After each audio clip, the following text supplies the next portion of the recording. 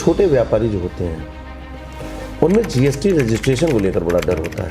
देखिए, आप बिल लेकर चल रहे हैं, मान लो या 50,000 से ऊपर है तो ये बिल लेके चल रहे हैं, तो आपको कोई छू ही नहीं सकता। हम लोग चोरी को पकड़ने के लिए हैं, चोर को पकड़ने के लिए हैं। अच्छी व्यक्ति कौन पकड़ेगा यार?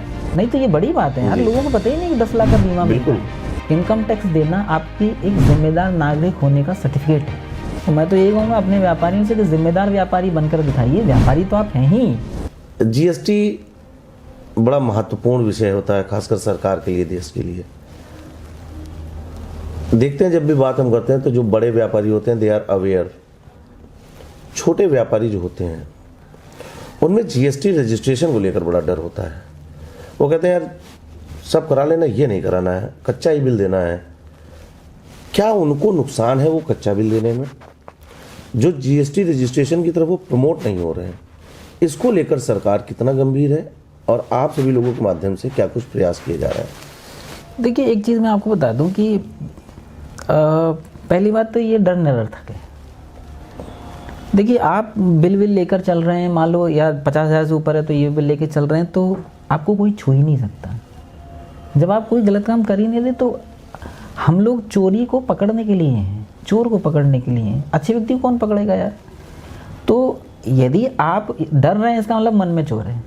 जब आपको चोरी करनी ही नहीं है, आपके मन में कोई गलत काम का भय नहीं है, तो आप क्यों डरोगे यार?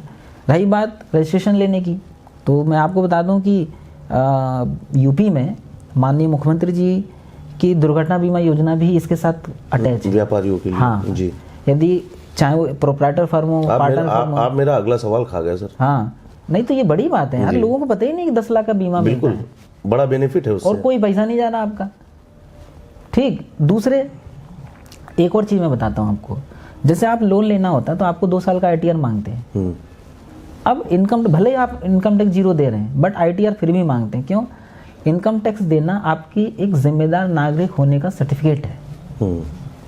तो ऐसे ही आज GST लेना, मुझे लगता है कि आपके एक जिम्मेदार व्यापारी होने का एक तरीके से सर्टिफिकेट है। तो मैं तो ये कहूँगा अपने व्यापारियों से कि जिम्मेदार व्यापारी बनकर दिखाइए, व्यापारी तो आप हैं ही। तो क्यों ना एक जिम्मेदार और एक अच्छे, जैसे एक नागरिक होता है, एक जिम्मेदार नागरिक होता है, ऐसे ही एक जिम्मेदार व्यापारी बनता है जब वो GST लेता है। और उसके बहुत फायदे हैं। नुकसान क्या है मुझे तो एक भी बात बताइए, सिवाय एक सूडो भ्रम के, एक खाली पीली भ्रम के कि यार GST मत लेना फंस जाओगे, ऐसा नहीं है।